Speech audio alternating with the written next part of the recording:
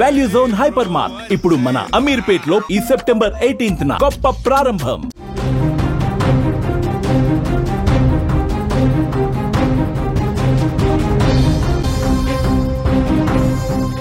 Breaking news చూస్తున్నాం. Pakala mystery మృతదేహాల కేసులో కొత్త కోణాలు వెలుగులోకి వస్తున్నాయి. మృతులు జయమాలి మరిది కళై సెల్వన్ గా గుర్తించారు. చనిపోయిన పిల్లలు జయమాలి పిల్లలుగానే నిర్ధారించారు. అన్ని ఆధారాలు కూడా ల్యాబ్కు పంపించారు పోలీసులు. పిల్లల మృతదేహాలను ఆ తండ్రి గుర్తించినట్టుగా తెలుస్తోంది. కొన్ని రోజులుగా భార్యాభర్తల మధ్య గొడవలు కూడా జరిగినట్టుగా సమాచారం వస్తోంది. 40 లక్షల రూపాయల విషయంలో ఈ గొడవలు చెలరేగినట్టుగా సమాచారం. పాకాల అటవీ ప్రాంతంలో తిరుపతిలో వెలుగు చూస్తున్న ఒకే కుటుంబం 4 మరణాల మిస్టరీ రాష్ట్రంలో కలకలం రేపింది. రోజుకో కొత్త విషయం బయటకు వస్తోంది. పాకాల అటవీ ప్రాంతంలో ఒక మహిళ పురుషుడితో పాటు 2 పిల్లలు పాతి పెట్టినటువంటి ఆనవాళ్లను అక్కడ ఉన్న పశువుల కాపర్లు గుర్తించారు. ఆ తర్వాత పోలీసులు వచ్చి ఇన్వెస్టిగేషన్ చేస్తే భయంకరమైనటువంటి వాస్తవాలు బయటకు వస్తున్నాయి. వీళ్ళు తమిళనాడు రాష్ట్రం తంజావూరులో ఉన్నట్టుగా బయటకు వచ్చింది. అయితే భార్యాభర్తల మధ్య గత కొన్నాళ్లుగా గొడవలు జరిగినటువంటి పరిస్థితి కూడా ఉంది. 40 లక్షల రూపాయలకు సంబంధించి వాళ్ళ మధ్య గొడవ జరిగినట్టుగా ఇన్ఫర్మేషన్ వస్తుంది. అయితే వీళ్ళని ఎవరు చంపారు, ఇవి హత్యల అన్నకు సంబంధించి ఇంకా సందిగ్ధం కొనసాగుతూనే ఉంది. దీని గురించి మరింత లేటెస్ట్ ఇన్ఫర్మేషన్ తెలుసుకుందాం. పోలీసుల ఇన్వెస్టిగేషన్ ఎంతవరకు వచ్చింది, ఇప్పటి వరకు ఏం తేల్చారు, దీని గురించి మనం మాట్లాడదాం. ప్రస్తుతం ఫోన్ ఇన్లో సిద్ధంగా ఉన్నారు మా ప్రతినిధి ఉమాశంకర్. ఉమాశంకర్, పోలీసులు ఈ రోజు ఇచ్చినటువంటి సమాచారం ఏంటి? వలి అంటే వీళ్ళకి సంబంధించినటువంటి రిలేషన్ ఏంటి అనే దానిపైన ఒక క్లారిటీ వచ్చింది. కానీ ఇప్పటివరకు వీళ్ళది మర్డర్ చేశారా లేకపోతే వాళ్ళంతటా వాళ్ళు ఆత్మహత్య చేసుకున్నారా దానిపైన కూడా ఇంకా క్లారిటీ రాలేదు. అయితే అక్కడ ఉన్నటువంటి సీన్ ఒకసారి పోలీసులు నిశ్చితంగా పరిశీలిస్తే వాళ్ళ ఒంటిపైన కొన్ని దెబ్బలు ఉన్నట్టయితే తెలుస్తుంది. అయితే కళై సెల్వన్ సంబంధించి కావచ్చు, లేదంటే జయమాలి పాప దర్శిని ఎవరైతే ఉందో 9 సంవత్సరాల పాపకి హెడ్ ఇంజురీ అయినట్టయితే తెలుస్తుంది. దాంతో పాటు కూడా ఈ బర్రెముకలు అనేది విరిగిపోయినట్టయితే గుర్తించారు. సో ఆల్రెడీ ఎవరో కొట్టి చంపినట్టు కొన్ని ఆనవాళ్ళు అయితే ఉన్నాయి, కానీ పోలీసులు మాత్రం ఇంకా దాన్ని నిర్ధారించలేదు. అయితే కళై సెల్వన్, జయమాలి అనేటువంటి ఇద్దరు కూడా మొదట్లో వైఫ్ అండ్ హస్బెండ్ అనుకున్నారు, వీళ్ళంతా ఒక ఫ్యామిలీ అనుకున్నారు. కానీ వీళ్ళు అంటే జయమాలి, కళై సెల్వన్ అనేది వదిన మరిది రిలేషన్. అయితే జయమాలి భర్త ఎవరైతే ఉన్నారో వెంకటేష్ కి సంబంధించి కజిన్ బ్రదర్ అతను. సో వీళ్ళిద్దరూ కూడా అంటే ఒకే ఊర్లోనే ఉంటారు. నాగపట్నం జిల్లా పిఓసి నగర్ అనేటువంటి ప్రాంతంలోనే వీళ్ళంతా కూడా పక్కపక్కన ఇళ్లలో ఉండేటువంటి వారు. అయితే వెంకటేష్ అటు దుబాయ్ లో సెటిల్ అయ్యాడు కాబట్టి సో అక్కడ నుంచి డబ్బులు పంపించేవాడు. దాదాపు 40 లక్షల దాకా వివిధ కంతుల్లో భార్య జయమాలికి పంపించారు. అయితే ఆమె సేఫ్ గా పెట్టుకుంటుంది కదా, ఆ డబ్బులంతా కూడా కొంత రొటేషన్ చేసి ఆమె ఇంకా కొద్దిగా సేఫ్ గా ఉంటుంది కదా అని భావించారు. కాకపోతే అక్కడ కళై సెల్వన్ కావచ్చు, లేదంటే జయమాలి ఆ డబ్బుల్ని కొంత వృధా చేసినట్టు, ఆ డబ్బులు మొత్తం కూడా పోయినట్టయితే ఆ తర్వాత వెంకటేష్ గుర్తించారు. ఎవరైతే జూన్ లో భర్త వెంకటేష్ వాళ్ళ ఊరికి వచ్చారు, ఊరికి వచ్చిన తర్వాత ఆ డబ్బుల గురించి భార్య దగ్గర ఆరా తీశాడు. అయితే ఆ డబ్బుల గురించి ఆమె పూర్తిగా నోరు మెదకపోవడంతో ఒకసారిగా అక్కడ భార్య పైన ఫైర్ అయ్యారు. అందులో కుటుంబంలో కొంత గొడవలు ఏర్పడినటువంటి నేపథ్యంలోనే అటు భార్య పైన ఏదైతే తమ్ముడు కళై సెల్వన్ పైన కూడా పోలీస్ స్టేషన్ లో చీటింగ్ కేసు అయితే నమోదు చేశారు. అయితే ఇలా కంప్లైంట్ ఇచ్చారు. తమ భార్య అదే రకంగానే కొంతమంది నమ్మి మోసపోయింది, సో వాళ్ళ దగ్గర నుంచి డబ్బులు ఇప్పించాలని చెప్పి ఆయన చీటింగ్ కేసు నమోదు చేశాడు. నమోదు చేసిన తర్వాత ఆ తర్వాత నుంచి వీళ్ళు మిస్ అయినటువంటి పరిస్థితి. కళై సెల్వన్ కావచ్చు, లేదంటే జయమాలి 2 పిల్లలు దర్శిని, వర్షిని అనేటువంటి 2 పిల్లలు కూడా జూలై 4వ తారీఖు నుంచి కూడా వీళ్ళు కనిపించలేదు.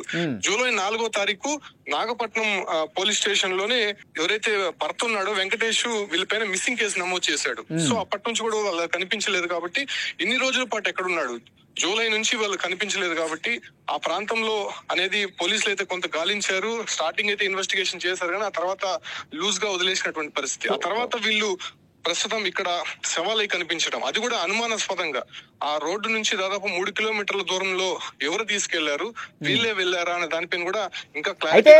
హత్యలుగా నిర్ధారించారా లేదా ఇప్పటి వరకు క్లారిటీ ఇచ్చారా పోలీసులు? అంటే అక్కడ ఉన్నటువంటి బాడీస్ పైన ఉన్నటువంటి ప్రాథమిక సమాచారం మేరకు కొంత ఇంజురీస్ అయితే ఉన్నాయి. కాకపోతే కళై సెల్వన్ నోటికి ప్లాస్టర్ అంటించుంది, నోట్లో గుడ్డలు కుక్కు ఉంది. సో వీటన్నిటిపైన కొంత పోలీసులు అనుమానం వ్యక్తం చేశారు. దాంతో పాటు కూడా జయమాలి ఒంటి పైన కూడా కొన్ని గాయాలు ఉన్నట్టయితే తెలుస్తుంది.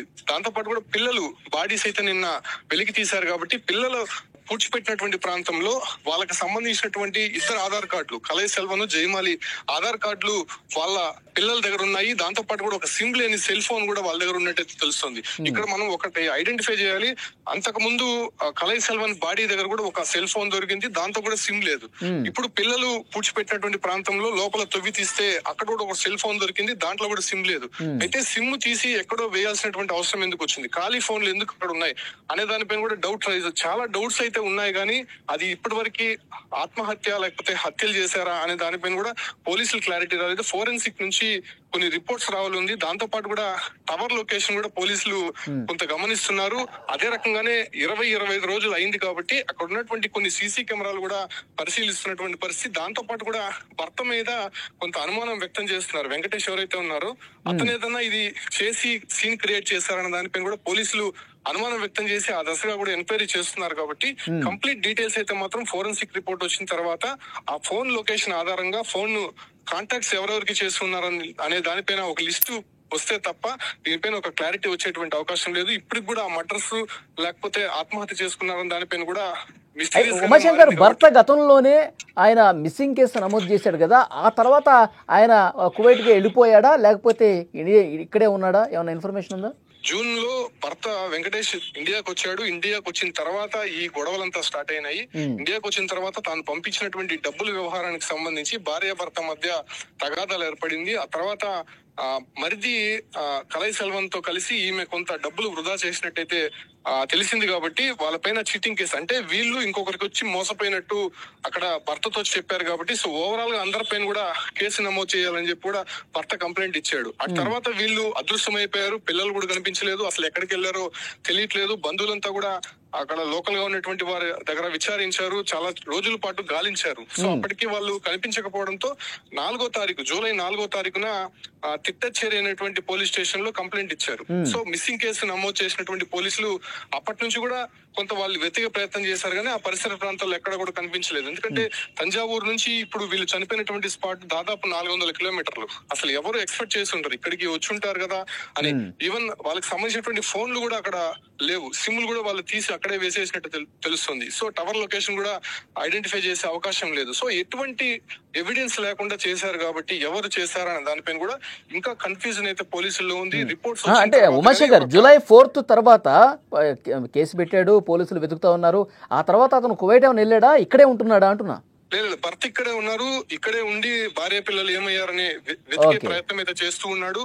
ఆయన ఇప్పుడు మొన్న ఎవరైతే ఐడెంటిఫై చేసిన తర్వాత వెంటనే ఒక డాక్టర్ ప్రిస్క్రిప్షన్ ద్వారా తంజావూరికి సమాచారం ఇచ్చినటువంటి నేపథ్యంలోనే వాళ్ళు అక్కడ లోకల్ పోలీస్ స్టేషన్ లో ఇచ్చారు. అప్పుడు మిస్సింగ్ కేసు ఉంది కదా అని చెప్పి వాళ్ళు ఐడెంటిఫై చేసి వెంకటేష్ కి సమాచారం ఇచ్చారు. వెంటనే వెంకటేష్ తో పాటు మరి కొంతమంది కుటుంబ సభ్యులు కూడా నిన్న ఇక్కడికి చేరుకున్నారు. కాబట్టి సో వెంకటేష్ ఇచ్చినటువంటి ఇన్ఫర్మేషన్, వెంకటేష్ దగ్గర తీసుకోవాల్సినటువంటి ఇన్ఫర్మేషన్ పోలీసులు తీసుకున్నారు. అదే రకంగానే ప్రాథమికంగా ప్రైమ్ ఎవిడెన్స్ అంతా కూడా సేకరించారు. కాబట్టి అక్కడ ఉన్నటువంటి బాడీస్ మొత్తం కూడా అక్కడే ఖననం చేశారు. ఎందుకంటే తీసుకొచ్చేటువంటి పరిస్థితి లేదు, మొత్తం కూడా కుళ్ళిపోయిన ఉన్నాయి. కాబట్టి అక్కడే ఖననం చేసి, అంటే వీళ్ళ సమక్షంలో ఖననం చేసి ఫోరెన్సిక్ రిపోర్ట్స్ కోసం పోలీసులు వెయిట్ చేస్తున్నారు. కాబట్టి ఆ రిపోర్ట్స్ వచ్చిన తర్వాత ఒక క్లారిటీ వచ్చేటువంటి అవకాశం అయితే కనిపిస్తుంది వాళ్ళకి. ఓకే ఉమాశంకర్, మరింత లేటెస్ట్ ఇన్ఫర్మేషన్ కోసం మళ్ళీ ఒకసారి మిమ్మల్ని కాంటాక్ట్ అవుతాం. Thank you.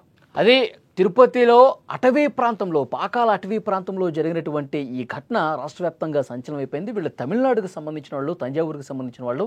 చనిపోయింది మరిది, వదినకి సంబంధించిన 2 పిల్లలు. అయితే 40 లక్షల రూపాయల గొడవకు సంబంధించి పెద్ద ఎత్తున కుటుంబంలో తగాదాలు జరిగినాయి, గొడవలు జరిగినాయి. ఆయన కేసు కూడా పెట్టినటువంటి పరిస్థితుంది. ఆ తర్వాత వీళ్ళు కనిపించకుండా పోయారు, ఇప్పుడు శవాలుగా తేలిన పరిస్థితుంది. భర్త మీద అనుమానం వ్యక్తం చేస్తున్నప్పటికీ ఇక పూర్తి స్థాయిలో భర్తే చంపి ఉంటాడు అనటానికి ఆధారాలు ఇప్పటి వరకు లభించలా. ఆ పనిలోనే పోలీసులు ఉన్నారు, ఇన్వెస్టిగేషన్ థరోగా చేస్తూ ఉన్నారు.